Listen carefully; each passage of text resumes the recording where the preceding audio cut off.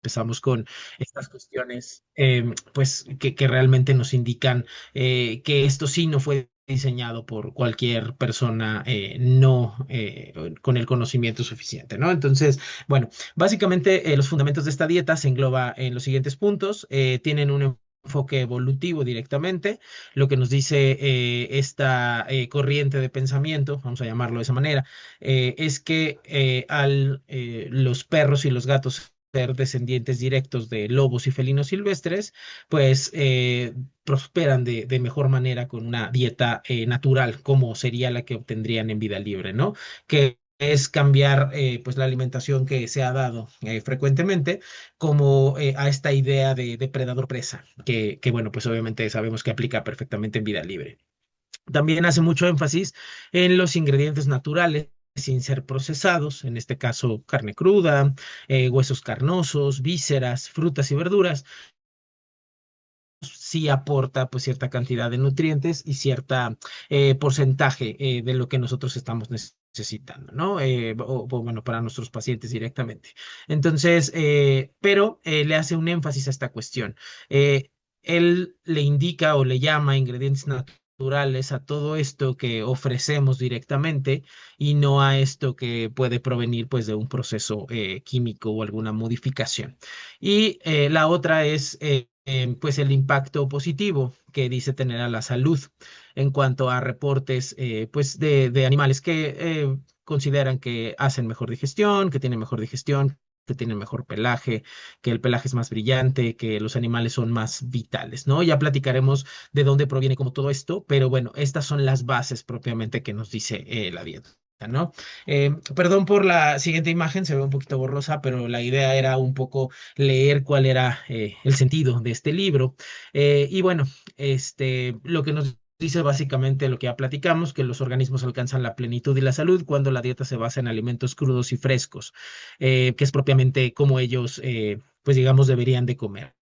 Y este es un libro que va dirigido hacia, curiosamente, los veterinarios no es como la primera población a la que va dirigido el libro, sino más bien nos dice que son cuidadores de mascotas, después veterinarios, luego criadores, adiestradores y cualquier otra persona que desee comprender o bien ampliar sus conocimientos sobre las dietas evolutivas para perros y para gatos, ¿no? Entonces nos está diciendo que el libro no es directamente o exclusivamente para profesionales, sino para personas que trabajan con animales de una u otra manera, ¿no? Lo cual ya empieza a ser un problema o un sesgo desde la cuestión, pues, de un artículo científico, de cuestión científica, porque obviamente sabemos que el análisis de esa misma información, pues, no va a ser igual. De una persona que tiene el conocimiento a alguien que no. Y bueno, pues hay algunas recomendaciones y algunos pues comentarios, ¿no? Positivos hacia esta parte, ¿no? Entonces, es interesante el cómo se plantea esta situación porque nos permite, pues, poder visualizar la razón por la cual se fueron haciendo estas cuestiones, ¿no? Entonces, pues bueno, nos dice por una parte que contiene pues información científica importante, pero por otra parte nos dice que nos va a permitir, digamos, hacer recetas sencillas para la elaboración casera y respuestas a preguntas más comunes, tanto de los barferos, que así les llaman, como a personas que pues realmente tienen un poco más de experiencia, ¿no? Entonces, ya desde aquí hay varias cosas que podemos detectar que realmente no son 100% objetivas. Desde la perspectiva en dirigir un libro para enseñar a alimentar pues a personas que no, digamos, son parte de esta población que se dedica a la salud animal de forma formal. Y la segunda es, pues, estas cuestiones de recetas, ¿no? Que lo que tratamos de hacer en nutrición es alejarnos lo más posible de esas recetas, porque el dar una receta implica seguir pasos exactos para llegar, pues obviamente a un resultado, pero que en muchos casos no va a funcionar de igual forma para los pacientes. Y creo que eso es lo principal que defendemos los nutriólogos, que pues las dietas propiamente que elaboramos pues no son recetas de cocina, ¿no? Por ahí en algún zoológico tuve la oportunidad pues de conocer a varios nutriólogos y varios de ellos intercambiaban esta información, ¿no? De qué puede funcionar y no puede funcionar o cómo se hacían las dietas, pero propiamente todos coincidíamos en que el ejemplar es diferente, incluso aunque sea la misma especie, si hay un contexto geográfico diferente, si hay ingredientes o disposición de ingredientes diferentes, etc, etc, ¿no? Entonces, esta cuestión de las recetas es algo que tenemos que evitar y bueno, pues nos va dando aquí una idea de hacia dónde va pues esta situación, ¿no? Ahora, hay una serie de láminas, si ustedes ponen BARF en el buscador van a encontrar mil cosas, pero hay muchas que nos indican, ¿no? Hacia dónde va como esta situación, ¿no? Mejor digestión nos dice que tiene este alimento un menor procesamiento y esto hace que tenga una mayor absorción y haya una mayor salud intestinal. Piel y pelo más sano porque es rico en ácidos grasos para un pelaje saludable y brillante. Nos dice también que refuerzan el sistema inmune porque apoya la salud intestinal, fortalece la función inmunológica, mantiene un peso saludable porque es alto en proteínas y bajo en carbohidratos para mantener a las mascotas en forma. Entonces, empezamos a ver varias situaciones que empiezan a no sonarnos tan lógicas si las vemos de manera objetiva, porque todo esto lo podríamos lograr con otro tipo de alimentaciones, no exclusivamente con esto, ¿no? Sabemos que un alimento mal ejecutado, pues nos va a generar los mismos problemas que nos generaría ese mismo alimento si se ejecuta, pues de correcta forma, ¿no? Entonces, sí, hasta cierto punto hay una mejor absorción porque es un alimento hasta cierto punto, entre comillas, que tiene una mayor cantidad de agua propiamente y bueno, esto va a generar que tenga a lo mejor una digestión mucho más sencilla que un alimento concentrado que va a tener una materia seca muy elevada y que va a tener obviamente un proceso digestivo pues mucho más complejo, ¿no? Que que la piel y el pelo sean más sanos, pues no es exclusivo de este tipo de alimentaciones. También los otros alimentos tienen ácidos grasos, también ayudan a mantener el pelaje brillante. La cuestión de reforzar el sistema inmune, pues es exactamente la misma situación. Y lo del peso saludable, pues es algo también debatible. El hecho de que un alimento sea alto en proteína y bajo en carbohidratos, no de manera ideal va a generar que un paciente tenga un peso saludable. Al contrario, si pensamos desde el punto de vista kilocalórico, las proteínas propiamente, al igual que las grasas, que conforme tengamos un mayor porcentaje de proteína, vamos a tener mayor porcentaje de grasa, son los que más densidad calórica van a aportar a la dieta. Entonces, si estos son excesivos y el paciente no los está utilizando, pues van a generar una situación.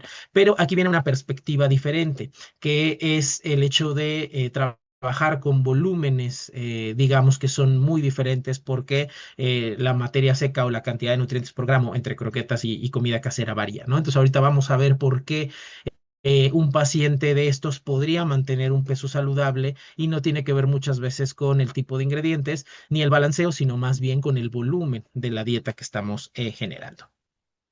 Ahora, ¿cuál es el enfoque evolutivo? El enfoque evolutivo pues escuda en que lo natural es lo mejor porque compara a los perros y a los gatos en este caso con sus ancestros, pero la evolución de los perros específicamente, nos vamos a centrar en ellos porque saben que el tema de domesticación y evolución del gato es un proceso que todavía continúa, pero en el caso pues del perro ya es un proceso completamente finalizado, lo que nos dice que el perro es una especie diferente al lobo, ¿no?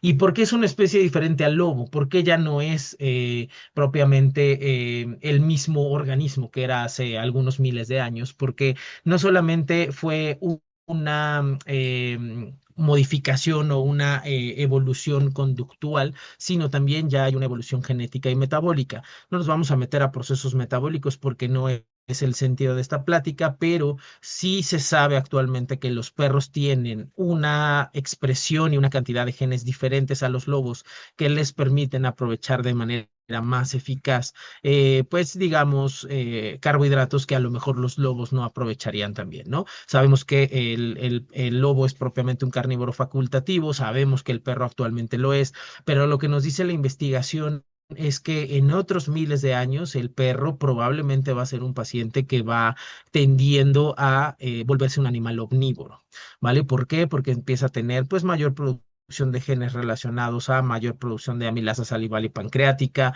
que esto ayuda a disolver carbohidratos solubles o a procesarlos de mejor forma. Hay procesos más pues digamos, avanzados de metilación, de regulación transcripcional. Esto ayuda a optimizar la función digestiva dirigida hacia los carbohidratos. Esto genera también que haya una disminución del pH estomacal. Actualmente el pH estomacal de los perros es un pH mm, menos ácido que lo que sería el pH de los lobos, y entonces al final de todo este pH funciona como una barrera para protección contra ciertos patógenos. Y la adaptación de genes, que estos genes ayudan a transportar la glucosa y sintetizar ácidos grasos de los carbohidratos solubles de una forma más eficaz. De tal manera que actualmente se sabe que sí, los perros pueden obtener nutrientes de esta parte, ¿no? Entonces, si nos vamos desde la perspectiva del enfoque evolutivo, pues ya no es propiamente un lobo, ya no se puede catalogar como un lobo, y entonces ya no debería de comer como un lobo. Y la lógica es muy sencilla. Si yo considero que pues el paciente propiamente debería seguirse alimentando de esa manera, pues es como si nosotros también tuviéramos que regresar un poco a esa etapa donde nos alimentábamos de esa manera, ¿no? Que no forzosamente es algo por ahí ideal o algo sano, ¿no? Por ahí vi que había una preguntita. Mm, mm. Ah, no, creo que están viendo lo de los nombres. Ok, muy bien. Vamos a continuar entonces. Bueno, ahora, esta cuestión de los ingredientes naturales, que también es una cuestión en la que se escuda este tipo de alimentación para decir que son mejores, ¿no? Se tiene la falsa idea siempre de que los ingredientes que se utilizan en otros tipos de alimentaciones, específicamente en croquetas, pues no son ingredientes naturales, porque se ve una perspectiva de lo natural. Propiamente que está más bien relacionado a una cuestión de procesos físicos, químicos o de laboratorio, ¿no? Obviamente sabemos que el procesamiento, digamos, en la industria permite la optimización, pues, de recursos, la utilización de recursos que de otra manera no se utilizarían, o la conservación, pues, por más tiempo de los productos que nosotros vamos a destinar para nuestro consumo y para el consumo humano. Pero parece que hay como una tendencia a la satanización de esto, como si los productos que utilizamos en las croquetas y en este tipo de alimentos, pues realmente se hicieran propiamente en laboratorio, ¿no? Y de repente por ahí veo comentarios de que no, es que mira, es un alimento alto en harinas y es un alimento que tiene esta situación o esta situación, ¿no? Cuando específicamente el término de harinas, si se lo preguntas a una persona, pues digamos, una población promedio, pues va a pensar directamente pues en la harina que ocupa para cocinar y este tipo de cosas, ¿no? Y propiamente la harina, que es algo que está súper satanizado últimamente, es una forma de conservación de esta proteína. Es mucho más fácil, es mucho más sencillo conservar esta proteína en forma de harina, porque voy a ocupar volúmenes muy grandes, que conservarla pues de su forma, entre comillas, pues digamos, más realista o más directa de cómo se obtiene del animal, ¿no? Voy a necesitar menos espacio, voy a necesitar menos recursos, voy a necesitar menos energía, no voy a necesitar refrigerarlo y lo voy a poder utilizar de mejor forma, ¿no? Entonces, en este aspecto, ese es como el ejemplo más clásico de cómo los términos sí importan para entender las tendencias que se están recomendando actualmente para alimentación. Ahora, también ayuda un poco a alimentar esta necesidad que tienen las personas de buscar replicar la alimentación de sus mascotas lo más cercano a la de nosotros. Y entonces esto genera que se adopten esquemas que realmente no aplicarían al 100% en las mascotas. Entonces escuchas por ahí términos como alimento gluten free, alimento holístico, alimento orgánico, que esto es una estrategia directamente de marketing, porque si nos vamos a las definiciones, pues obviamente sí podemos tener un alimento libre de gluten, pero actualmente solo hay una raza de perros que se ha comprobado genéticamente hablando que puede llegar a ser alérgica hasta cierto punto a este tipo de componentes de carbohidratos que tienen los granos, que es el setter irlandés. Y entonces esto nos indica que sí hay un proceso de evolución hacia esa adaptación de carbohidratos, ¿no? Pero el 99.99% de nuestras mascotas van a ser alérgicos principalmente a la fuente de proteína. Entonces, esto que sea gluten free o no, de repente es más marketing que otra cosa. Tenemos muy satanizados a los granos cuando la realidad es que nos generan propiamente pues la incorporación de ingredientes o de nutrientes importantes para nuestra digestión. Y actualmente incluso hay investigaciones en desarrollo donde se empieza a relacionar una mayor incidencia de problemas cardíacos en alimentos que no tienen granos que en alimentos que tienen granos, hablando específicamente de los alimentos para mascotas, ¿no? Entonces, esta investigación de la FDA creo que lleva como desde 2012 o 2015 y obviamente va a tardar tiempo porque se busca que la población realmente sea grande y que aparte de los animales estén expuestos toda su vida para ver si hay o no una correlación, pero nos empieza a indicar que pues realmente no es muchas veces o podría no ser muchas veces más sano quitar los granos, ¿no? El término holístico, que si nos vamos a la definición es el equilibrio entre mente, cuerpo y alma, ¿no? Entonces, pues hasta cierto punto, no sé hasta qué punto creamos, pero pues realmente no nos consta que las mascotas puedan tener como, no sé, alma quizá nosotros tampoco, no sé, es un poco complicado visualizarlo, ¿no? Pero definitivamente nosotros entonces no aplicaría al 100%. Y el término que más me gusta, que es alimentos de origen orgánico. Básicamente, si nos vamos a la definición química de todo, pues todo sería básicamente de origen orgánico. Entonces, pues bueno, esto es más una cuestión de marketing, ¿no? Entonces, los ingredientes naturales no es que no se ocupen en los alimentos balanceados, sino más bien que no se ven tan naturales y eso se ocupa como un arma para decir, mira, esto no es tan sano, mira, esto no es tan ideal para tu mascota, ¿no? Entonces ahí se entiende un poco de esta diferencia. Ahora, los impactos de salud a corto o mediano plazo que puede llegar a tener esta dieta, lo que nos dice de repente pelaje brillante, evitar problemas digestivos, evitar alergias, energía, vitalidad, dientes y encías sanas, reduce el riesgo de enfermedades, pues todas son términos que no tienen o realmente no hay forma de que se genere un sustento científico de esto, ¿no? Al final de todo, creo que hay que conservar las realidades y las proporciones, pero cualquier alimento mal utilizado va a generar problemas digestivos. Las alergias son componentes o vienen o provienen de situaciones genéticas que aunque el paciente se alimente con barfo, no, si el paciente es alérgico las va a presentar. El hecho de la energía y de la vitalidad terminan siendo, junto con lo del piel y pelaje brillantes, a veces cuestiones más subjetivas, dientes y encías sanas, sí, quizá menos sarro, pero al final de todo no sabemos cuánta carga o cuánto daño puedan tener esas piezas dentarias directamente por tener que, pues obviamente, estarse exponiendo a un trabajo extremo, ¿no? O cuánto tiempo van a durar en comparación a otras cuestiones, ¿no? Y pues reducir el riesgo de enfermedades, pues es completamente subjetivo, ¿no? Las enfermedades no son algo que podamos reducir al 100% con, entre comillas, una mejor alimentación, porque siempre va a haber componentes genéticos y de otro tipo de cuestiones ambientales que no van a estar en nuestro control, ¿no?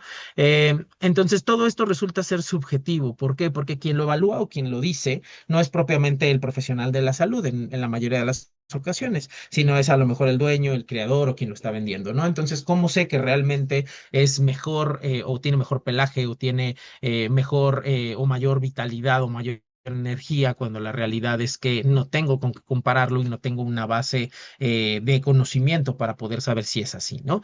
Y la mejora muchas veces se indica como algo que va a ser permanente, pero la realidad es que hay muchos pacientes que nunca se terminan de adaptar a este tipo de alimentaciones y los que parece que mejoran algún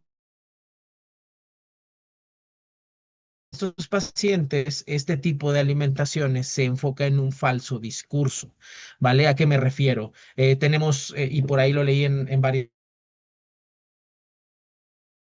cuando tú cambias la alimentación de tu mascota a alimentación BARF, hay un periodo que va a ir de 15 días y algunos dicen hasta 3 meses, en donde el paciente puede estar presentando diarrea, pero eso es completamente normal porque el paciente se está purgando de una dieta basada en croquetas, ¿no? Entonces, si lo pensamos como profesionales de la salud, pues nada que nos genere diarrea más de 3 días cuando lo comemos es algo pues realmente que sea bueno o benéfico, ¿no? Y si esto lo extendemos a semanas o meses, pues realmente va a generar un problema, ¿no? O de repente el paciente que a lo mejor mejoró de momento, pero después empezó a empeorar, es que seguro seguramente empeoró porque ya había un daño relacionado al tipo de alimentación que ha tenido de croquetas, ¿no? Y entonces este tipo de cosas generan que parezca que realmente el malo de la historia, pues es otro tipo de alimentaciones y no lo que es más probable que sea, que es lo que estamos dando de forma nueva, de forma, pues obviamente sin probar y de forma riesgosa con lo que estamos proponiendo con este tipo de alimentaciones. Vean, por ejemplo, otro esquema preparado, ¿no? Que bueno, aquí cada marca, y una disculpa, no es nada contra ninguna marca, no es nada contra algo en especial, pero bueno, pues es lo que encontramos de repente, ¿no? Entonces, beneficios de una dieta natural, brillo en los ojos y felicidad. ¿Cómo podemos nosotros ser objetivos y decir es que a mi perro se le ve un mayor brillo en los ojos y es más feliz? O sea, no es algo objetivo, volvemos a lo mismo. Pelo sano, reducción de olor corporal, cuestiones subjetivas, incremento de la energía y vitalidad, lo mismo, dientes, encías sanos, ya lo platicamos, ciclo digestivo saludable, ¿vale? Reducción notable en el volumen y en el olor de las heces. Por supuesto que va a haber una reducción en el volumen, porque vamos a tener un alimento que va a tener más agua, pero esto es una doble arma, un arma de doble filo, porque si reducimos el volumen, lo que nos está diciendo propiamente disponibles en esa dieta es menor. Entonces yo tendría que dar mayor cantidad de esa comida y muchas veces no es proporcional. Muchas veces vemos que las raciones que ellos recomiendan son raciones que son muy parecidas en volumen a lo que comerían de croquetas, con la diferencia que la croqueta va a tener 3 veces más cantidad de nutrientes por gramo que la comida casera. Y no solamente barf, estoy hablando en general también de comida casera cocida, que eso también aplica, ¿no? Entonces, ¿qué pasa?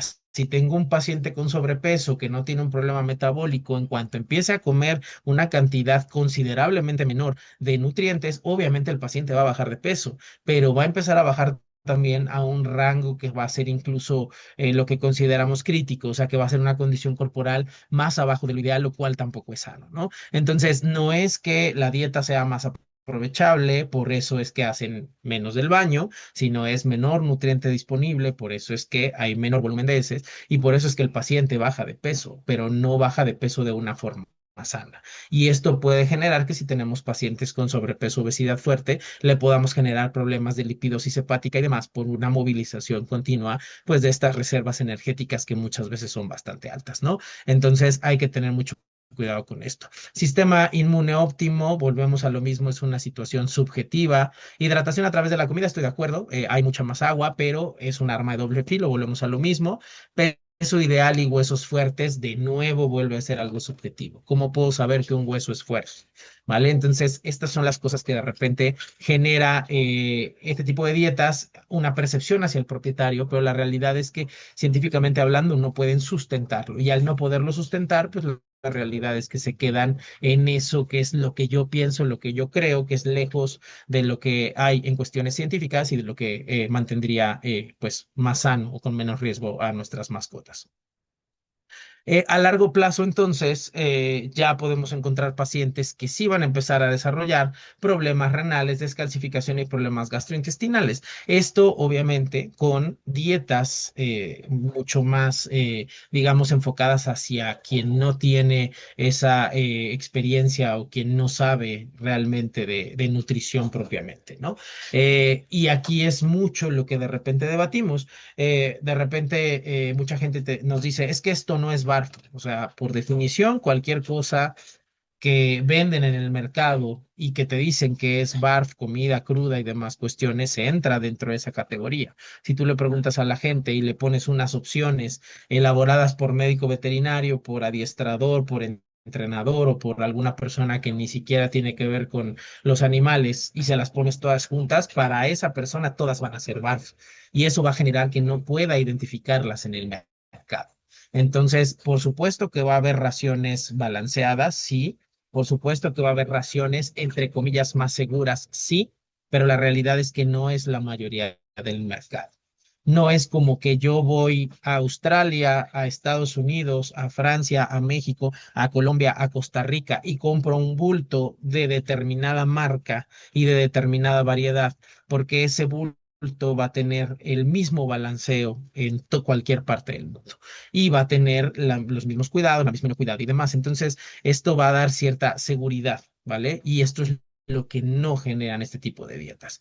Y entonces los pacientes sí pueden llegar a ser un foco de infección y de contagio para sus congéneres y presentar un potencial zoonótico.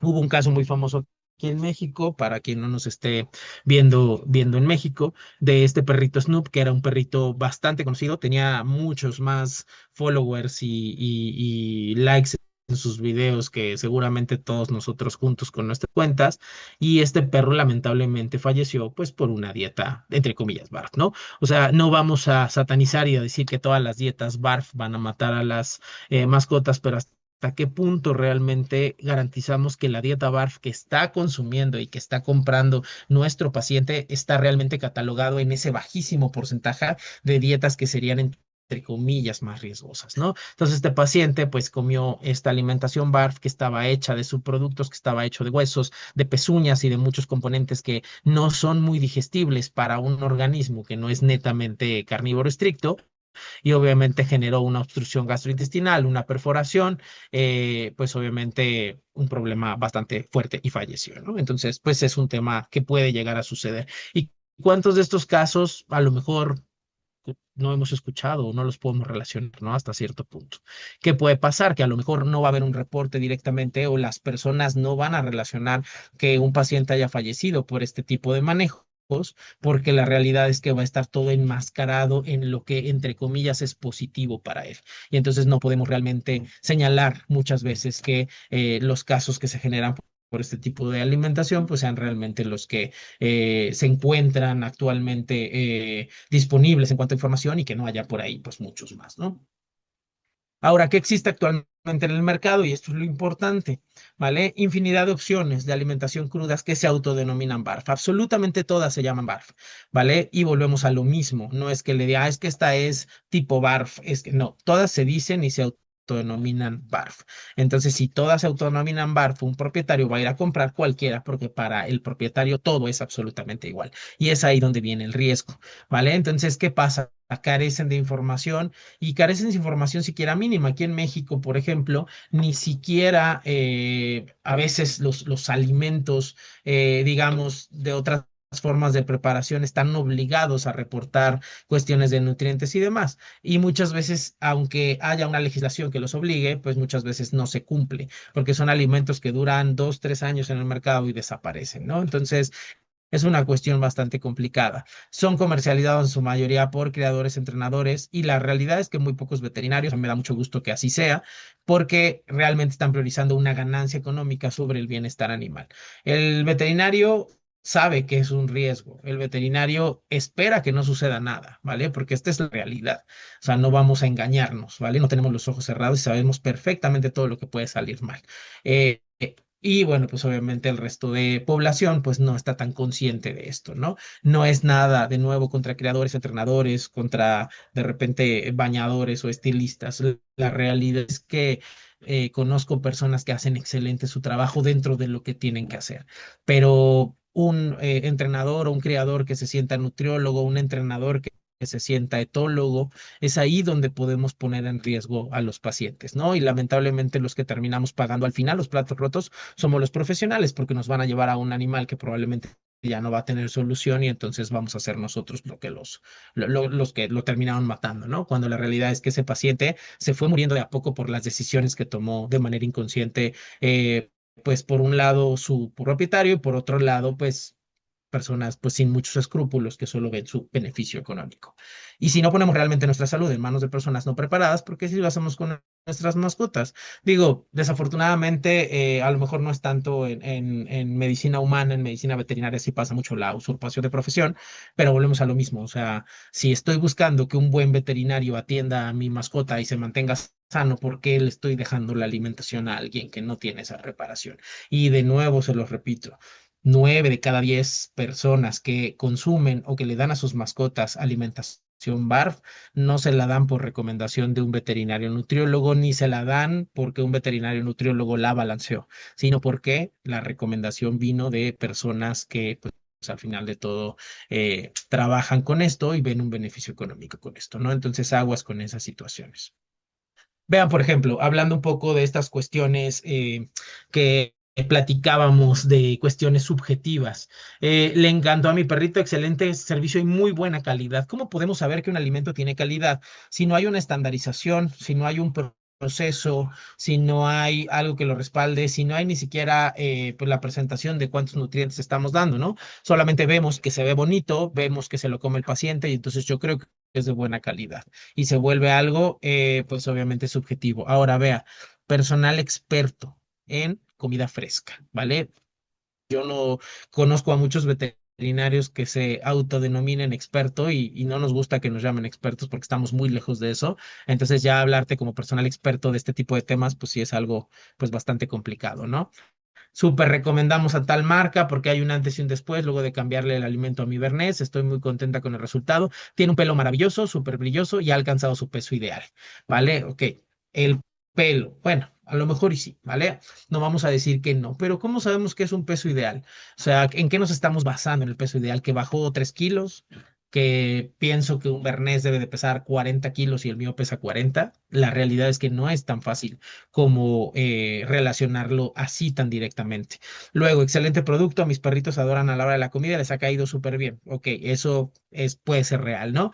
Pelo súper brillante, hacen muy bien del baño y en menor cantidad que las croquetas. Como si realmente hacer mucho volumen de heces fuera algo malo, ¿no? O sea, realmente el volumen de heces que haces, pues es el que consumes propiamente en cuanto a nivel de nutrientes, ¿no? Entonces, esta relación de que hay es que qué bueno que defecan menos, es bueno que defequen menos, no tiene nada que ver. Lo único que nos dice una menor defecación es que la digestión que realizó el paciente fue una digestión que tuvo menos biodisponibilidad de nutrientes y que obviamente si yo diera lo que debería de darme, el paciente terminaría defecando muy similar a lo que defeca normalmente, ¿no? Entonces, estas son cuestiones ahí como importantes, ¿no? Pero es hasta cierto punto lo que les comento, que estas ideas que no son objetivas, pues pueden llegar a permear en otras poblaciones y pueden generar que nos empecemos a decantar como propietarios a un tipo de alimentación en la cual solo estamos viendo, entre comillas, lo positivo y no lo que puede llegar a pasar, ¿no? Muy bien. Ahora, riesgos potenciales. Bueno, entonces, ¿qué pasa? La cantidad de alimentos que existe de BARF sumados a los que se realizan en casa genera que no haya una estandarización pues, de procesos propiamente y que esto genere que pues, el origen de la carne, la conservación, la trazabilidad de la misma pueda poner en riesgo al paciente. Los riesgos más importantes se dividen en general en zoonosis y problemas infecciosos, en lesiones físicas, en desbalanceo de raciones, en calidad de ingredientes y en cambios en la microbiota. Ahora, zoonosis y problemas infecciosos. Sabemos que como médicos veterinarios tenemos que ver mucho en estas cuestiones. En sí, nosotros somos los especialistas en la zoonosis, los que tenemos que permitir o evitar más bien que la zoonosis no suceda, ¿no? Entonces, ¿qué pasa? Empiezan a ser estos pacientes portadores sanos de patógenos digestivos. ¿Por qué portadores sanos? Porque la realidad es que hasta cierto punto no van a generar un problema de inicio, pero sí van a empezar a generar una colonización. Entonces, ¿qué se puede encontrar en esto? Mycobacterium, Listeria, Campylobacter, ¿ok? Que no debería de estar de manera normal en una microbiota, pero que empieza a aparecer. Y hay una mayor proporción a lo normal de Salmonella y E. coli, ¿vale? Porque al final de todo, Salmonella y E. coli siempre van a estar ahí. Pero en muchos casos se ha demostrado que estas variedades de Salmonella y E. coli son multiresistentes, ¿vale? Entonces, ya sabemos que tenemos un problema con la resistencia de antibióticos, ya sabemos que tenemos una crisis, que nos estamos quedando sin antibióticos y entonces estamos reforzando conductas o formas de alimentación o actividades que propician que el problema se vuelva cada vez peor. Entonces es hasta cierto punto, no hasta cierto punto, es irresponsable de nuestra parte como profesionales de la salud animal. Entonces, esto es una parte muy importante a tener en cuenta. Los parásitos en general son menos riesgosos, aunque hay de parásitos a parásitos, pero no por eso son menos importantes desde el punto de vista clínico, ¿no? Entonces, ¿qué les puedo decir? Se genera constantemente una excreción de patógenos que van a poner en riesgo a todos aquellos que tienen contacto con estos ejemplares. ¿Por qué? Porque los perros tienen contacto con nosotros, porque los perros nos lamen, porque estamos en contacto con sus heces, porque aunque quisiéramos, no todas las personas tienen la higiene mínima básica para este tipo de situaciones. Y entonces, ¿qué empieza a pasar? Poblaciones susceptibles de mascotas enfermas o geriátricas y personas también comprometidas, ancianos, niños y mujeres embarazadas, van a estar en riesgo.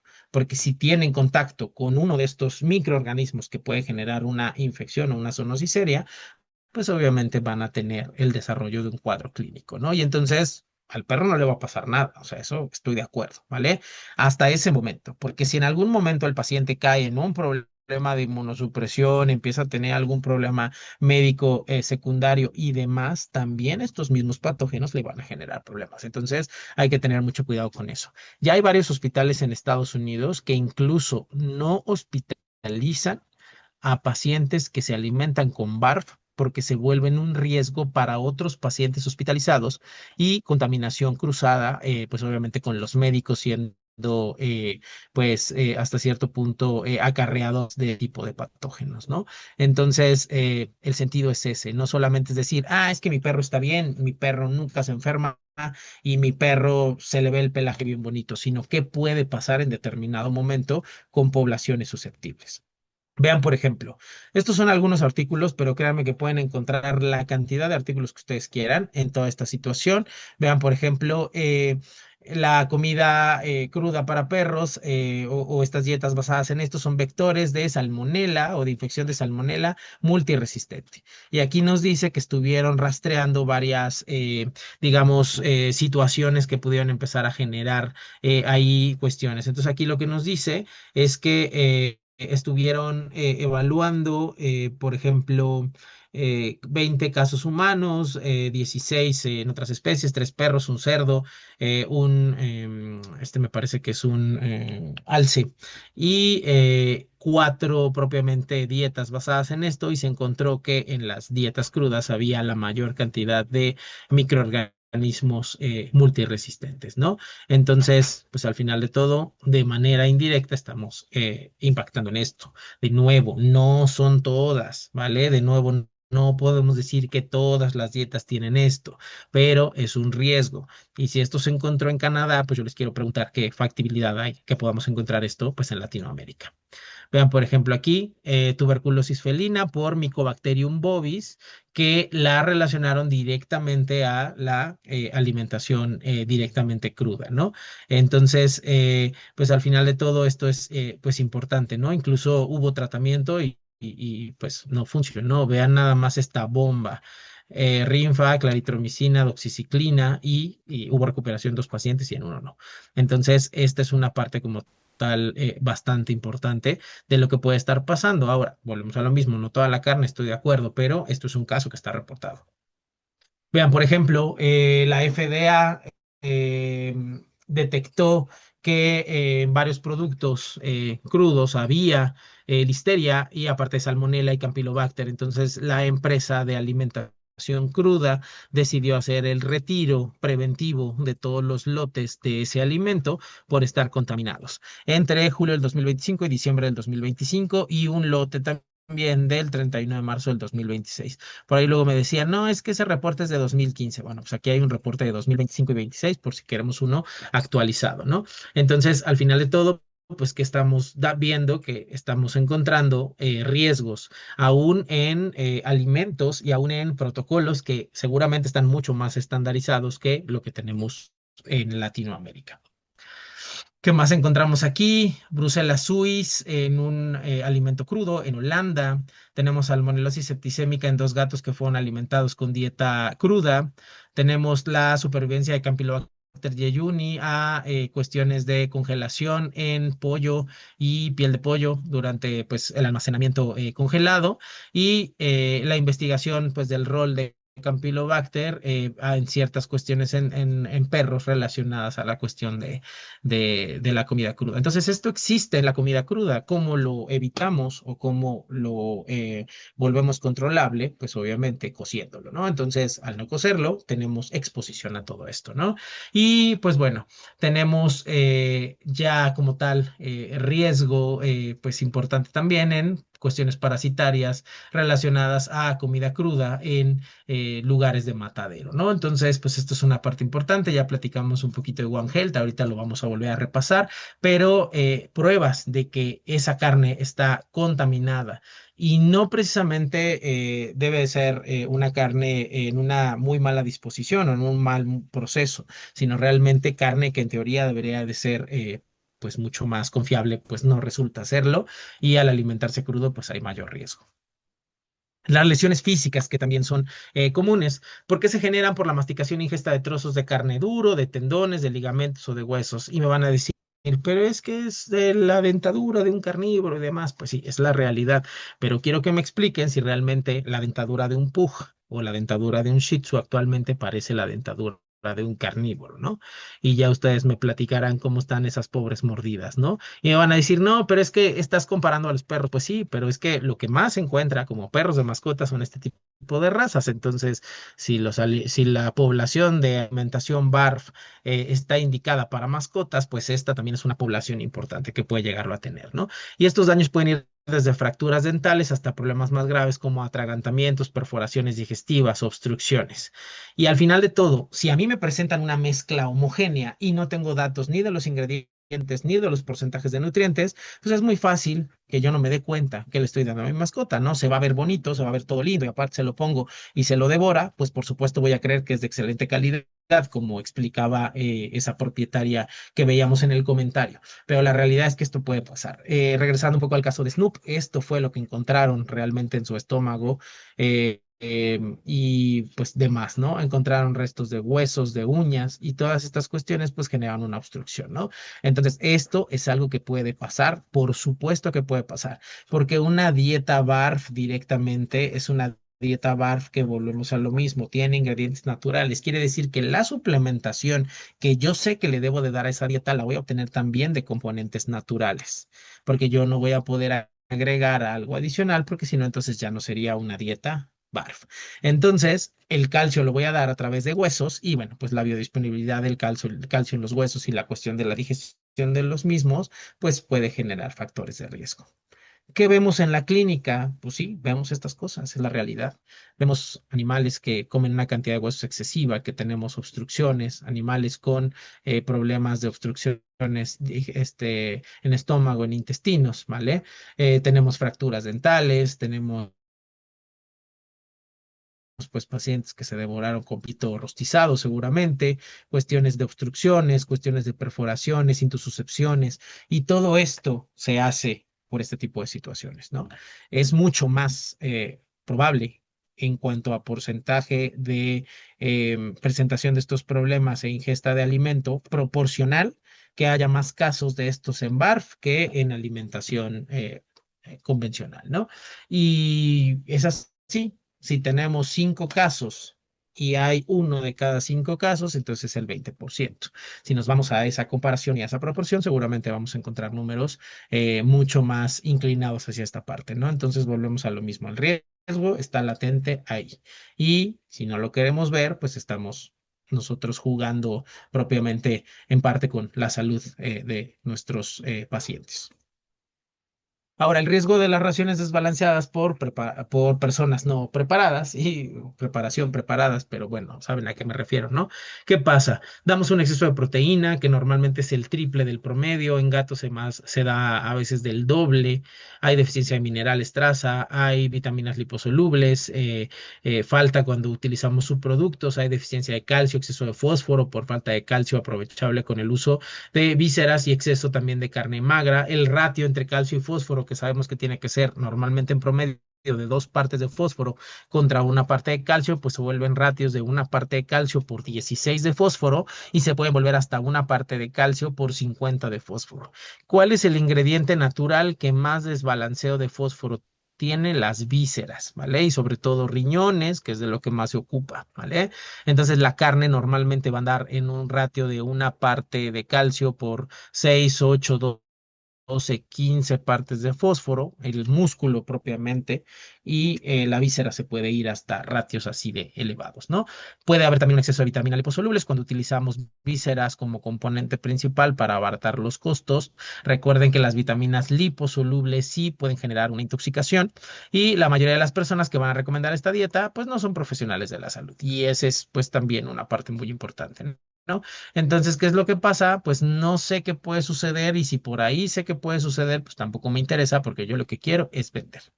Y entonces, pues encontramos casos y artículos que hablan de lo mismo, ¿no? Vitaminas, minerales, elementos traza en comparación.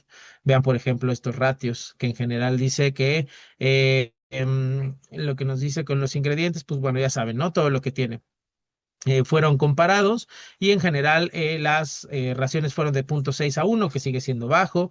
La vitamina D fue bajo de lo que se recomienda. La mitad de las raciones suplementadas tenían menos del requerimiento de yodo. Muchas de las raciones faltaban o estaban bajas en zinc y en cobre. Y el 25% de las raciones tenían el 70% de la vitamina A que se recomendaba o menos. Y el 60% de las raciones tenían una proporción más de la que debe de ser propiamente, ¿no?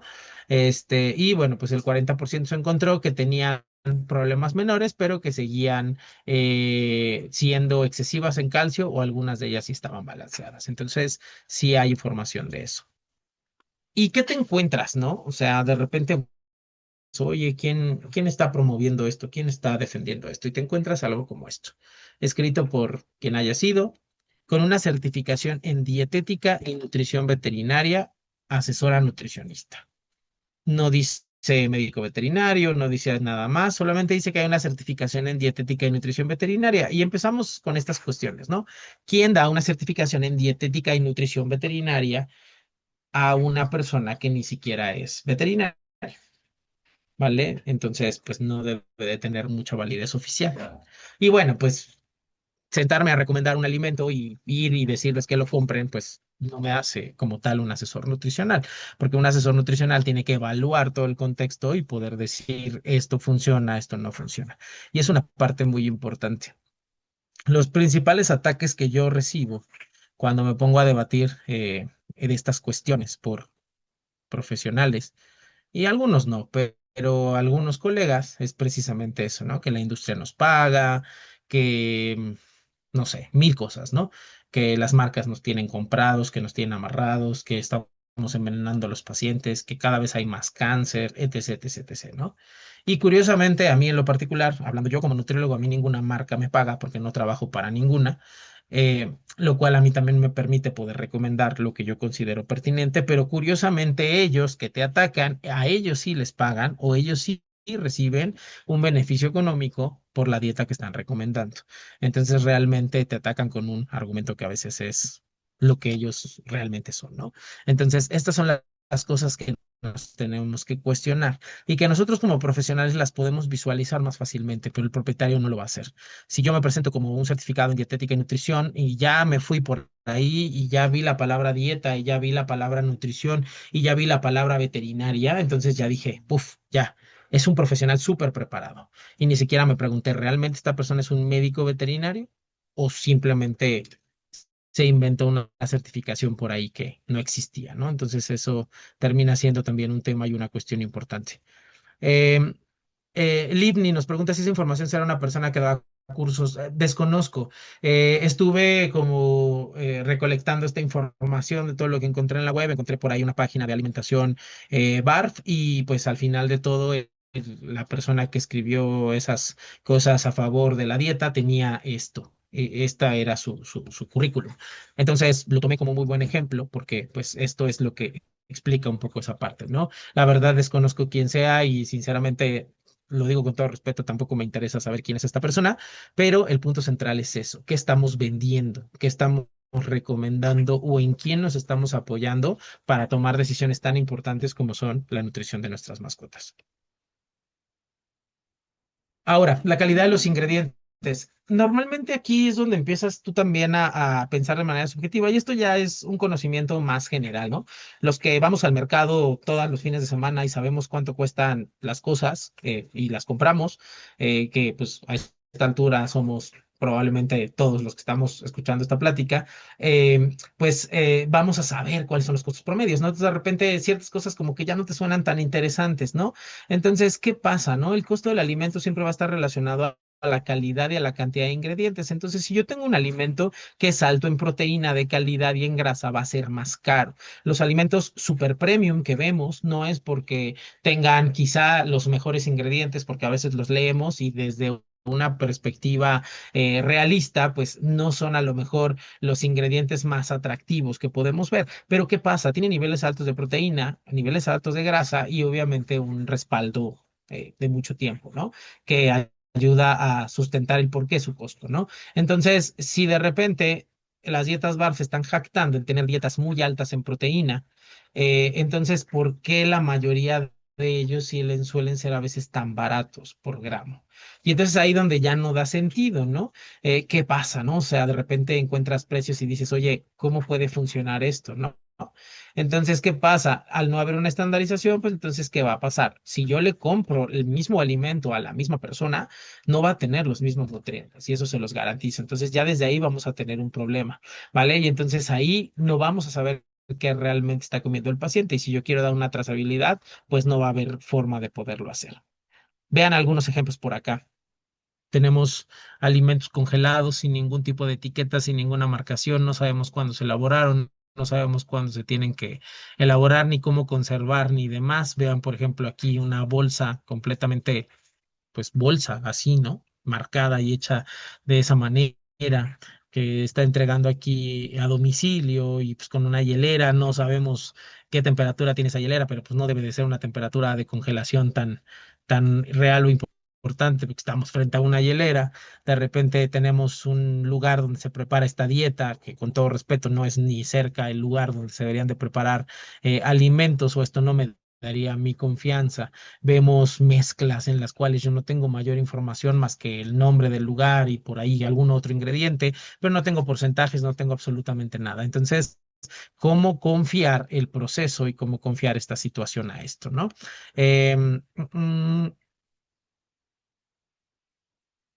Vean, por ejemplo, ¿no? Aquí otras cuestiones, ¿no? ¿Cuánto cuesta consentir a tu perro? Tamaño chico, 6 pesos por día. O sea, para un perro chico, 6 pesos por día. O sea, 6 pesos por día. Eso no cuesta ni un cuarto de kilo de tortillas. ¿Cómo me vas a decir que vas a poder alimentar a un perro desde 6 pesos por día? No sé qué, pollo con res, 60 pesos el kilo. Te dicen que es 80% carne. Vale, ¿cuánto cuesta un kilo de pollo en pesos mexicanos? ¿Cómo puede ser el 80% de pollo costando 60 kilos y aparte que tenga una preparación, que gaste tiempo, que tenga un envase, que tenga una conservación, que tenga o no tenga un envío y que aún así sea una ganancia o un negocio? Res con cerdo desde 70 pesos el kilo. ¿Qué les puedo yo decir? El kilo de res está en 220, 240 pesos actualmente, ¿no? Entonces, como que ahí son las cosas en las que tenemos que empezar a decir, híjole, o sea, ¿realmente es pura carne? ¿Realmente sí es lo que me están diciendo? ¿O algo ya no me está sonando tan padre, ¿no? De nuevo, nada contra marcas ni nada específico, no conozco a estas personas, no quiero conocerlas, pero el punto central de esto es lo que nos dice, ¿no? Barf de res 50 pesos el kilo, pollo 40 pesos el kilo, cocido de res 50, cocido de pollo 40. Bueno, que por lo menos ofrece, se lo agradezco desde el fondo de mi corazón. Pero en serio, díganme, ¿qué porcentaje de carne de res va a tener un alimento que va a costar 50 pesos el kilo y que aparte le va a generar una ganancia a la persona que lo está elaborando y que aparte le va a dar un envío gratis a partir de 5 kilos? O sea, realmente, ¿cuánto tiene realmente de carne de res? Eso es lo primero que tengo que preguntar. Y lo segundo, lo que me tiene que espantar, ¿cómo le hace para que 50 pesos el kilo de esto le convenga para la alimentación de una mascota y que sea una ganancia? Y que aparte el paciente esté bien alimentado y que aparte esté bien nutrido. Entonces ya vieron cómo el discurso de lo que debe de ser la alimentación BARF está muy lejos de lo que realmente es lo que se encuentra en el mercado y eso es lo que la hace peligrosa o riesgosa. Y bueno, no menos importante, los cambios en la microbiota. Ya sabemos que debe de haber un equilibrio entre organismos benéficos y patógenos, porque siempre va a haber patógenos, pero ¿qué pasa? Los benéficos los mantienen a la raya, ¿vale? Y ya sabemos, actualmente hay muchos estudios que esto está relacionado con la inmunidad. Entonces, curiosamente, nos dice la alimentación BARF que ellos tienen o generan que el sistema inmune de las mascotas esté mejor, pero curiosamente, una parte importantísima de la inmunidad de todos nosotros y de los animales es la microbiota y curiosamente la microbiota está toda alterada en el caso de este tipo de alimentación. Entonces, como que ya no empieza a tener sentido si lo empiezo a pensar y a evaluar y a, pues, digamos, pues sí, verlo de una manera objetiva, ¿no? Entonces, pues al final de todo, esta presentación de microorganismos ya la platicamos y es lo que hace que estas dietas sean riesgosas, ¿no? Entonces, vean, por ejemplo, microbioma y metaboloma entre las dietas BARF y las dietas comerciales y vean, por ejemplo, que BARF tuvo por ejemplo, lactobacilos, enterobacilos, que pues es hasta cierto punto algo normal, pero tuvo Fusobacterium y Clostridium, ¿vale? Mientras los que no tuvieron esto, pues tuvieron también que este no es Clostridium, ojo, ¿eh? Por ahí me dicen, no, es que también es Clostridium, no, este es un microorganismo benéfico de la microbiota sana de estos animales. Lo mismo que esto, ¿no? Ay, no es que tiene erisipelo, lo mismo que le da ahí a los cerdos de los parches y los rom no es lo mismo. Ojo, ¿vale? Entonces todos estos no son patógenos cuando están, digamos, controlados y están directamente relacionados a una microbiota equilibrada, ¿ok? Y también se encontró más abundancia de E. coli y de Clostridium con una mayor incremento de la disbiosis en el grupo index o el grupo digamos, pues sí, que se fue evaluando con la dieta BARF, ¿no? Entonces, pues bueno, ahí está algo de información, ¿no? Lo mismo aquí, ¿no? Que encontraron, lo mismo que platicábamos, Fusobacterium, Bacteroides y Clostridium perfringens. Vean nada más qué belleza, qué miedo encontrarse un Clostridium perfringens en un intestino, ¿no? Contra lo que hay en una dieta comercial, que volvemos a lo mismo, es algo que no es patógeno. Y el enfoque One Health, que ya lo platicamos, ¿vale? Nada más para repasarlo, pues es una sola salud. No hay salud humana si no hay salud animal, no hay salud animal si no hay salud del medio ambiente y no hay salud del medio ambiente si no hay salud humana. Entonces, básicamente es esto. Y a nosotros nos corresponde esta parte del One Health. Entonces, nosotros somos una parte importante en esta cuestión del ciclo, ¿vale? Entonces, eso es importante no olvidarlo. Entonces, ¿por qué resulta una recomendación cuestionable, como decía el título de la plática, el recomendar una alimentación BARF? Cuando lo está haciendo, ojo, un profesional de la salud que es veterinario. No vamos a indagar en sus causas ni el por qué lo cree y lo siente, pero el punto es que es algo cuestionable porque la medicina veterinaria debe de garantizar la salud y el bienestar animal a través de la prevención de enfermedades y la medicina basada en evidencia. No prevengo enfermedades cuando mantengo organismos patógenos potencialmente patógenos y zoonóticos en un animal y cuando es muy fácil evitarlos. Y no estoy diciendo croquetas, ¿eh? O sea, ojo, la recomendación es no den alimentación cruda, ¿vale? Si quieren dar comida casera, denla, yo no tengo problema. Si no quieren utilizar croquetas, no las utilicen, no pasa nada, pero cosan la dieta, por favor. Y la medicina basada en evidencias, BARF no está basada en evidencias. ¿Ok? La medicina veterinaria va a coadyuvar a salvaguardar la salud humana a través del tratamiento y manejo de las mascotas y animales destinados al consumo. Y entonces estamos generando lotes de carne que está contaminada y estamos llevando las enfermedades y los patógenos a la misma mesa donde comen los niños, los ancianos y las personas, ¿vale? Y el médico veterinario sabe cómo es este proceso, ¿no? A todos nos tocó ir a rastro, a muchos no les gustó, otros médicos se quedaron más en la parte zootécnica, pero el punto central es esto, sabemos cómo son los rastros o cómo deberían de ser este rastro, siendo muy sincero, se ve muy bonito. La realidad en muchos lugares de Latinoamérica, incluyendo en México, no es siempre así. Y entonces sabemos cuáles son las acciones que pueden generar un riesgo sanitario. Y la primera acción es comerte algo crudo. El veterinario va a conocer o conoce o debe de conocer que no es fácil balancear una ración con los ingredientes que BARF está proponiendo y sobre todo en pacientes que no están sanos.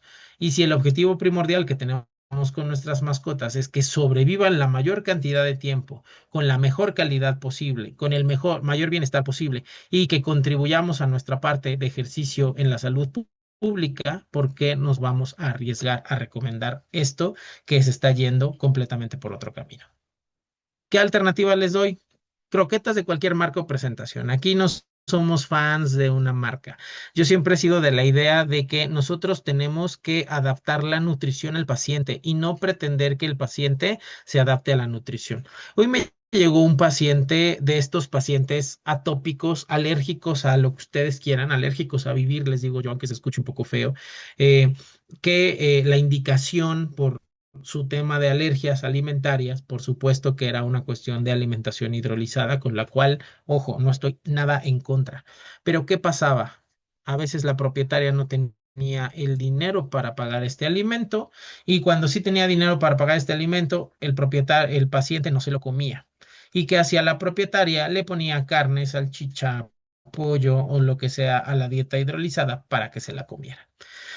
Y entonces, pues, si yo me voy a un libro de dermatología, pues sí, yo tengo que hacer un descarte alimentario con un alimento hidrolizado y luego regresar al anterior o buscar una proteína novel, etc, etc. Pero ya en la realidad eso no aplica para todos los pacientes, por lo menos el día de hoy no aplicó para ese paciente. Entonces, ¿qué tengo que hacer yo? Tengo que dentro de lo que yo hago y mi conocimiento y lo que yo sé de nutrición, buscar la mejor alternativa posible para esa mascota, porque es igual de malo que no coma bien como que no coma nada, ¿vale? Entonces, eso es una parte muy importante. Entonces, hay que dejarle muy bien y muy claro al propietario, probablemente por este camino que me estoy yendo, voy, no voy a lograr que se controle la alergia o no va a estar tan bien el paciente como lo estaría comiendo hidrolizado, pero no voy a ser irresponsable desde mi posición de privilegio como médico en el decir que coma hidrolizado y si no come eso me vale porque es lo que tienen que comer. No podemos ser así, tenemos que ser empáticos. Entonces, la nutrición la tenemos que adaptar a lo que es la realidad de cada paciente. Por eso es un proceso individualizado como debe de ser todo. Y no al revés, no pretender que de un día para otro una croqueta mágica que me resuelve todos los problemas, el paciente la empiece a comer, le guste y se sane, porque así no es un proceso lineal. Y si fuera así de lineal, pues la verdad es que no sería tan divertido. Entonces, no debe de existir una recomendación estándar de marca o variedad, cada caso es y debe de ser manejado de forma individual. Yo sé que a veces nos pagan comisiones, no estoy diciendo que no, y no estoy diciendo que eso sea malo, ¿vale? Pero no siempre vamos a recomendar lo mismo para todos porque va a haber casos en los cuales no va a aplicar y no va a ser bueno. Hay que priorizar las croquetas de ingredientes de alta calidad de una sola proteína y sin exceso de nutrientes, ¿vale? Esta es una recomendación que yo les puedo dar, ¿vale? Actualmente, muchos de los problemas digestivos que nosotros tenemos son precisamente porque los alimentos que estamos utilizando tienen más de un tipo de proteína diferente. Y cuando yo quiero hacer un descarte de una alergia o de una sensibilidad alimentaria, pues no sé con qué lo voy a hacer porque el paciente ya fue expuesto a todo. O no sé si les ha pasado de que no es que sospechamos que era alérgico al pollo, pero le dimos un alimento de salmón y el paciente no mejoró. Y luego ves los ingredientes del alimento de salmón de tal marca y resulta que el ingrediente principal es salmón, pero el segundo ingrediente es grasa de pollo, subproductos de pollo. ¿Y qué creen? Eso no es un alimento de salmón. Es un alimento de salmón con pollo y a lo mejor no mejoró por eso, porque el pollo seguía presente.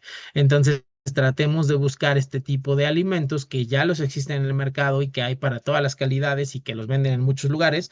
Entonces, trabajemos con eso. Hagan el ejercicio de ver qué es lo que están recomendando.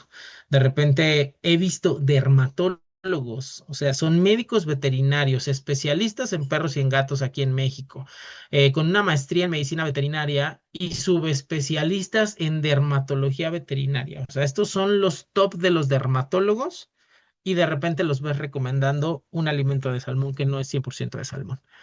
¿Y por qué pasa esto? No porque no lo sepa, porque por supuesto está sospechando del pollo a lo mejor y por eso quiere mandar salmón, pero no estamos acostumbrados a leer lo que estamos mandando. Y entonces yo creo que el alimento que dice salmón, y como es de muy buena marca, porque este alimento que les estoy platicando es uno super premium, bueno, ya saben que eso también se autodenomina, ¿no? Pero bueno, super premium en general, pues me voy con la finta de que sí es de salmón y que creen que no es de salmón y ahí está el problema. Me ha tocado pacientes que no se controlan la alergia porque la elección de alimento con la que, entre comillas, quieren controlarlo no fue buena elección.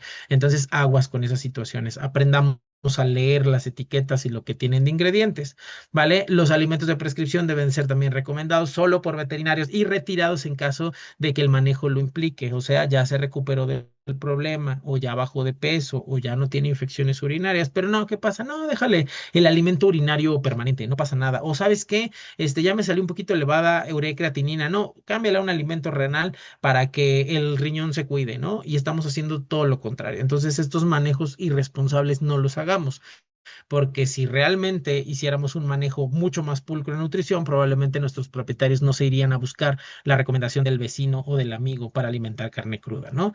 Se pueden mezclar también alimentaciones con croquetas y comida casera cocida, esto de que de repente no mezcles la comida casera con las croquetas porque le estás haciendo daño a tu mascota, se va a morir y le va a dar no sé qué. O sea, el estómago es una máquina de procesar alimento, ¿vale? Lo que cae lo procesa, si son piedras las procesa en la medida de lo posible. Entonces, se puede utilizar una mezcla y no hay ningún tipo de daño y no hay ningún tipo de problema y no hay ningún paciente que se muera por esto y se encuentran pues las ventajas de los dos tipos de alimentaciones, ¿no? Que es lo que me aporta de nutrientes altos una croqueta y de algo estándar contra lo que me aporta de sabor de una comida casera. Entonces se puede utilizar y eso no está contraindicado y no es algo malo. Y la comida tiene casera también tiene que estar balanceada en su totalidad y completamente suplementada. Y en el caso de los gatos también tiene que tener taurina, ¿vale? Entonces, por eso el manejo de comida casera cocida en gatos no es tan fácil porque necesitamos colocar taurina y por lo menos aquí en México no está disponible la taurina en polvo, que es la que necesitamos para agregar la cantidad exacta que el gatito necesita, ¿no? Entonces, ojo con ese tipo de situaciones. Ahora, ya para terminar y como conclusión, pues bueno, básicamente la dieta bar pretende que un paciente vuelva a lo natural cuando la realidad es que ya es un paciente evolucionado y diferente a un antepasado silvestre. Ya tiramos un mito propiamente. Los ingredientes que proponen dentro de su esquema son ingredientes con lo que difícilmente van a generar un balanceo promedio para un paciente sano y no va a presentar alternativas para un paciente enfermo. Entonces, en general, tampoco nos ayuda por esa parte. Y lo que debe de ser una alimentación BARF como el doctor Ian Billinghurst nos los explicaba en los 90, está muy lejos de ser la realidad a la que los propietarios tienen acceso. Entonces, no podemos pensar que porque una dieta BARF debería de ser así, así son todas las dietas BARF. En este mundo ideal, los perros no deberían de enfermarse de moquillo o de parvovirus porque hay vacunas que previenen estas enfermedades. Pero ¿qué pasa? Los vemos a cada rato. Y entonces no tenemos que irnos por esta cuestión de idealización porque eso nos puede meter como tal en problemas. Y el enfoque One Health nos indica precisamente que existe un riesgo hacia poblaciones vulnerables y que no estamos cumpliendo nuestra parte. Entonces, la evidencia es clara, los beneficios nutricionales atribuidos a este tipo de dietas no compensan el riesgo sanitario. La bioseguridad alimentaria es parte de la salud pública y no la podemos ignorar. Desde mi perspectiva, utilizar estas dietas es hacer esto, jugar a la ruleta rusa. Y créanme, en algún momento va a explotar una bomba. Entonces, aguas, porque ustedes son los responsables de esto y la realidad es que pues tenemos que trabajar pues con esa responsabilidad.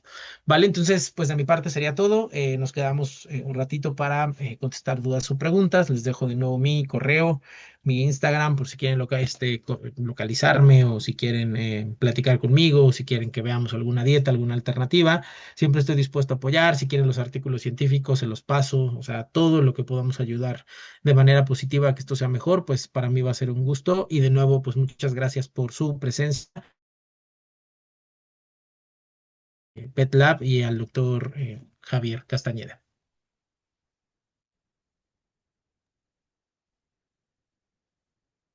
Listo, pues vamos a dar un momentito para ver si alguien se anima a preguntar, ya sea en el chat o abriendo su micrófono.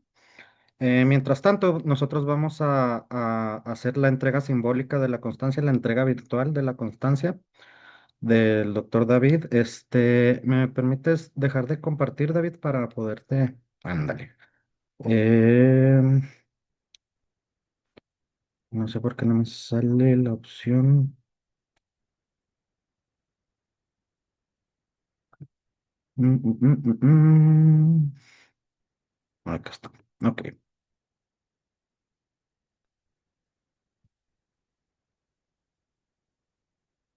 Listo. Pues a nombre de PetLab, el servicio de laboratorio clínico veterinario, le otorgamos la presente constancia al MBZ David Domínguez Sosa por su participación como ponente en la plática Dieta BARF, moda peligrosa y recomendación cuestionable, que se llevó a cabo el día 4 de junio, perdón, del 2026, con una duración aproximada de 1 hora o 2 horitas, más ahorita lo que nos quedemos. Este, te agradecemos mucho, David. Pues deben saber que David, además de ser un compañero, es un amigo. Entonces, le agradezco muchísimo el apoyo que nos está dando con esta plática. Aprovechamos también para decirles, yo acudo a David de vez en cuando con algunos pacientes. Él me hace el favor de hacerles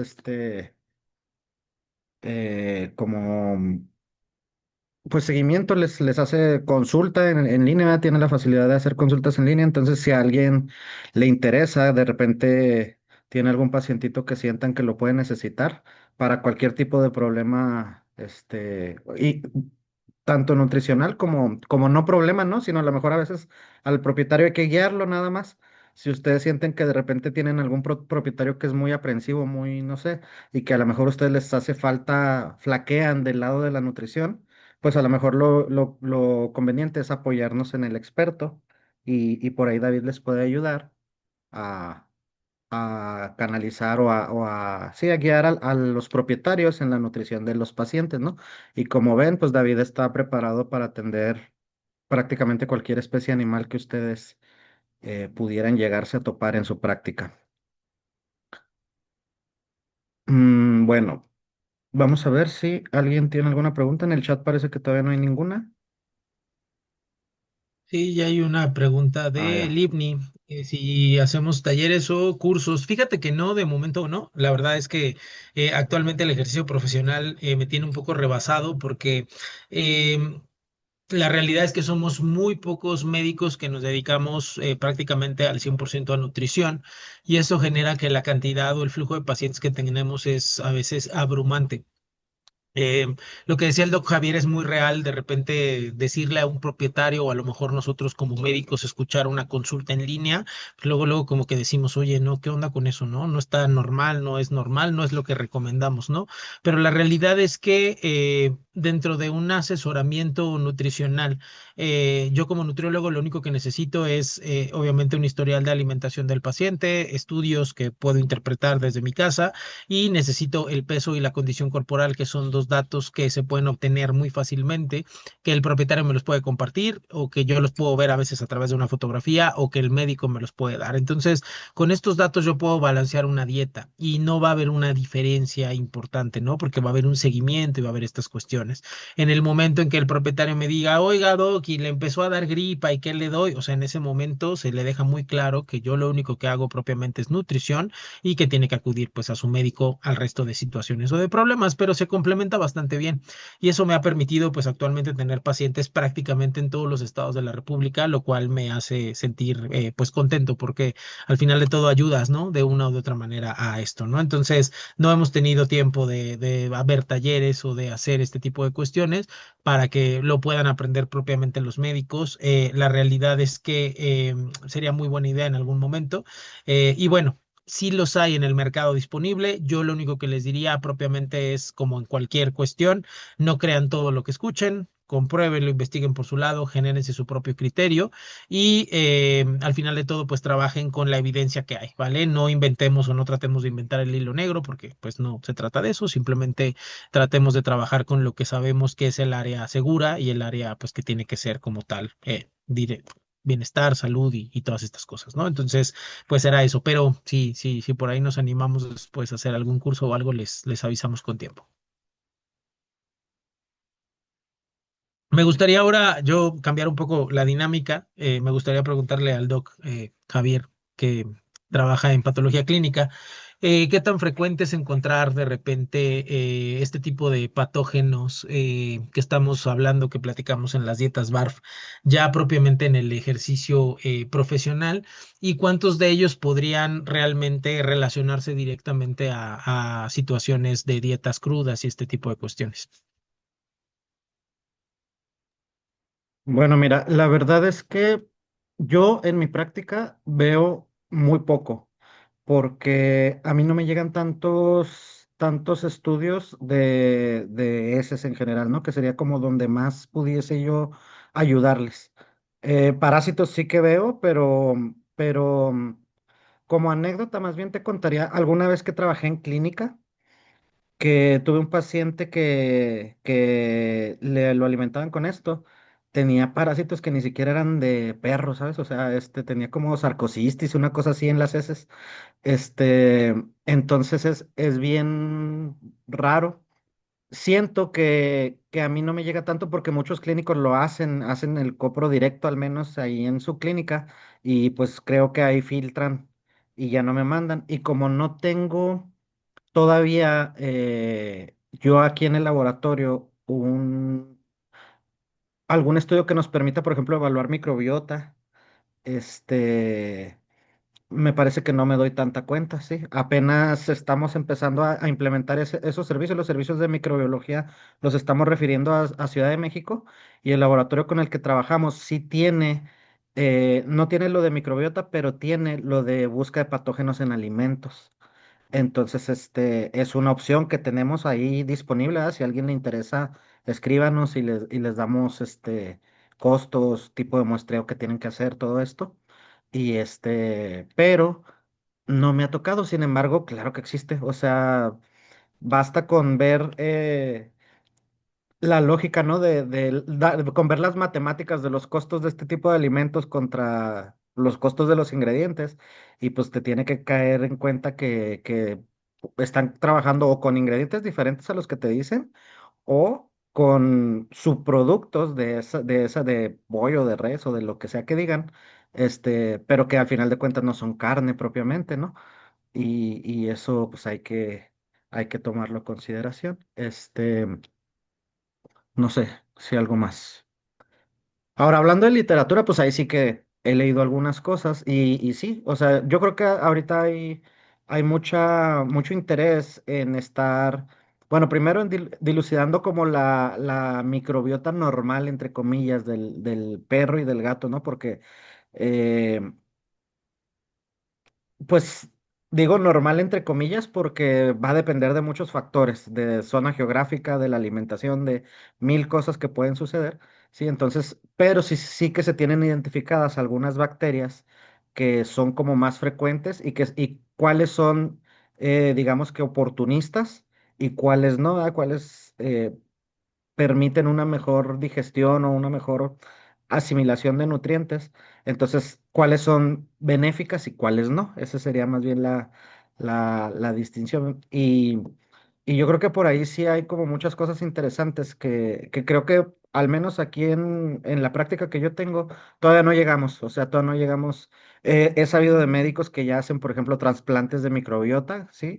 Este, pero todavía nos falta pues como mandar al laboratorio a confirmar si lo que estoy haciendo en la clínica, este trasplante de microbiota, me está funcionando o no me está funcionando, ¿verdad? Entonces ahí vamos, ahí vamos. Yo siento que en los siguientes 3, 4 años esto va a estar como ya disponible para todos y y vamos a tener una idea más clara.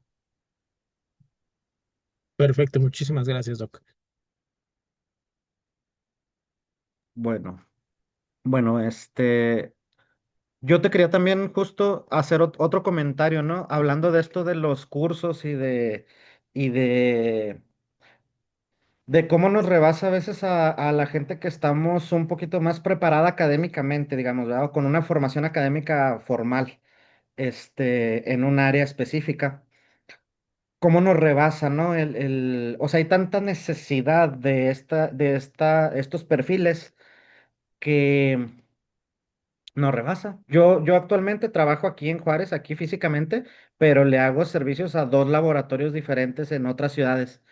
Y pues tú igual, ¿no? Andas dando consultas virtuales por todo México. Entonces, ¿cómo nos rebasa?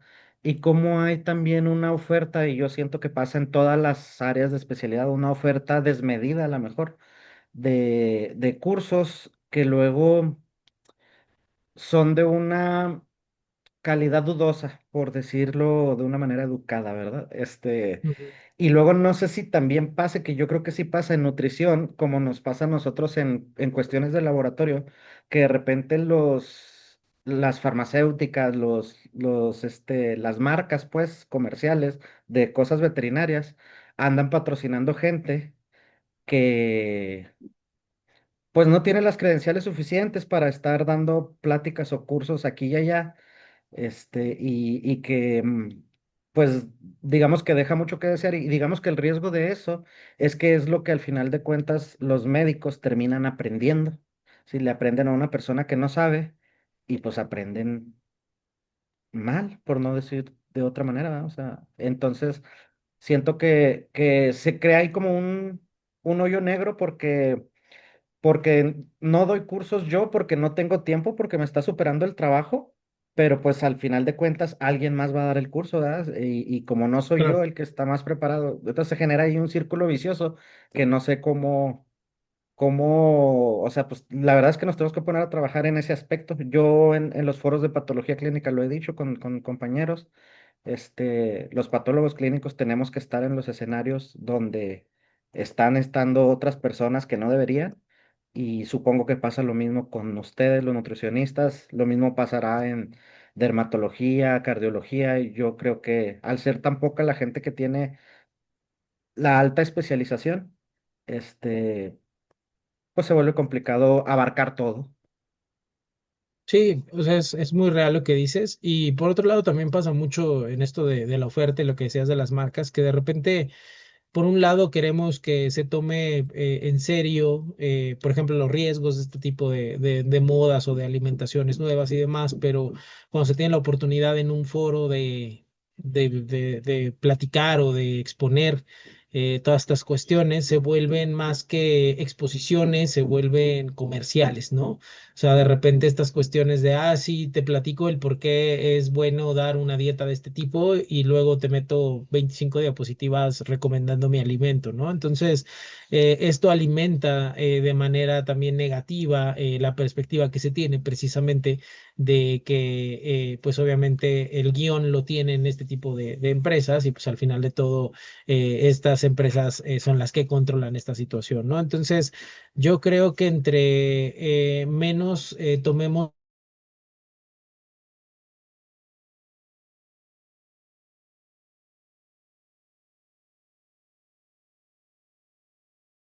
serio como lo que puedes de repente recomendar y demás, ¿no? Y creo que en ese aspecto el hecho de que puedas trabajar con mil cosas y que no tengas a fuerza que rendirle pues ahí como que comercial a cierta marca o a cierta forma de alimentación, pues es una situación, ¿no?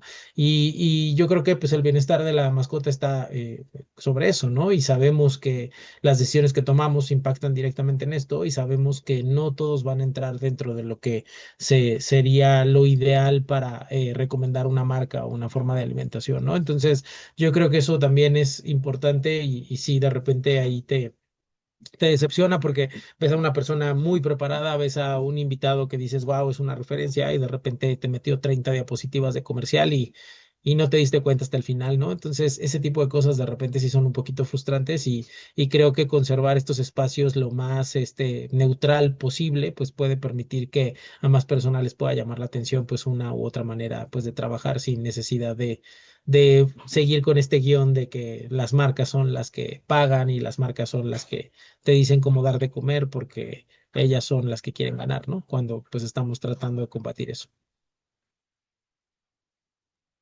Bueno, ya finalmente les recuerdo a todos que las memorias subimos la plática a un canal en YouTube que tenemos. Ahorita les voy a dejar por ahí antes de cerrar la llamada al QR para quien se quiera unir. Vamos a subir en los siguientes días la plática anterior que fue la semana pasada, que también la dio David, también fue sobre nutrición y aquí se habló un poquito más de aspectos técnicos o de aspectos básicos sobre nutrición.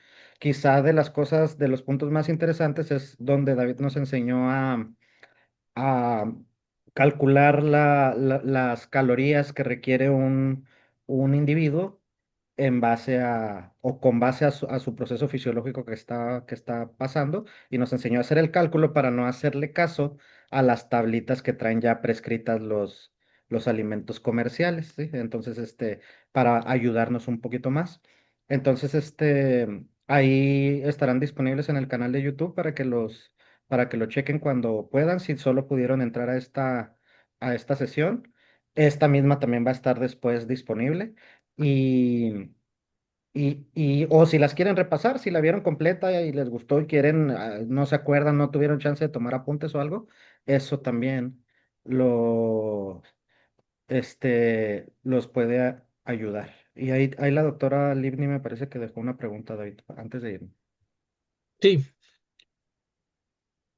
Justo eso quería preguntar si nos podían dar tips para leer las tablas de requerimientos.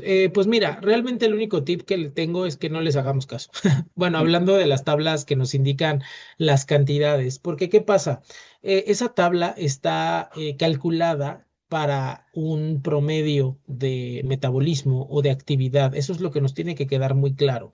Si viene una cantidad en gramos es porque ellos multiplicaron los factores que platicamos de tasa metabólica basal y después los multiplicaron por un factor de actividad o de metabolismo. Pero si un paciente no cae en ese factor de metabolismo y en ese factor de actividad, entonces realmente ese paciente no va a cubrir sus requerimientos con esa cantidad y va a ser excesivo o va a ser, pues, o le va a hacer falta, ¿no? Entonces, la parte importante es calcularlo por nosotros mismos y después relacionar eso con el peso y con la condición corporal del paciente. Si yo sé qué condición corporal tiene y quiero que suba, pues voy a buscar obviamente que suba condición, pero también dependiendo de la condición sé cuánto porcentaje del peso tiene que subir, entonces también sé cuál es su peso meta y entonces puedo ver fácilmente si estoy llegando a la meta o me estoy pasando. Entonces, esas cosas sirven mucho para poder evaluar eso, para poder de repente buscar como un punto central donde trabajar. Pero mi recomendación siempre es nunca le hagamos caso a las tablas. No, no funcionan, no son prácticas, ¿vale? Por ejemplo, les doy un ejemplo muy rápido. Alimentos de ciertas marcas que están diseñados en Estados Unidos, en Francia. La mayoría de los pacientes son pacientes que no están esterilizados, ¿vale? Porque aquí la esterilización temprana en México corresponde a una situación más de un manejo poblacional de toda esta cantidad de perros y de gatos callejeros, ¿no? Pero allá como hay más control, como no hay tanto abandono y este tipo de cuestiones, entonces muchos propietarios se dan el lujo de no esterilizar a su paciente porque médicamente a lo mejor en ese momento no lo consideran importante, ¿no?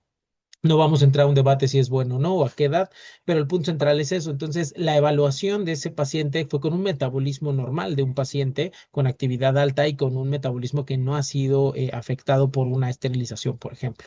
Entonces, automáticamente para un paciente esterilizado probablemente va a ser excesivo. Entonces, esos son el tipo de cosas que de repente tenemos que evaluar y eso nos permite mucho también trabajar pues con ese tipo de situaciones. La otra es, otro ejemplo son los alimentos de ciertas marcas que son específicamente para una raza, específicos, perdón, para una raza. En Estados Unidos, en Europa, los únicos que pueden, digamos, reproducir y vender perros de cierta raza son las personas que están certificados para esa raza y que tienen un permiso especial, de tal manera que es fácil tener una tabla donde todos entren dentro del peso porque la genética está muy bien controlada. Aquí nos ha tocado ver el clásico perrito chihuahueño que pesa 10 kilos y se los vendieron como chihuahua y obviamente pues eso es un perro que no va a entrar dentro de las tablas de crecimiento, de kilocalorías y demás que traen esos alimentos. Entonces la única forma de que hagamos una evaluación efectiva y 100% objetiva va a ser precisamente no hacerle caso a esas tablas y hacer el cálculo por nosotros mismos.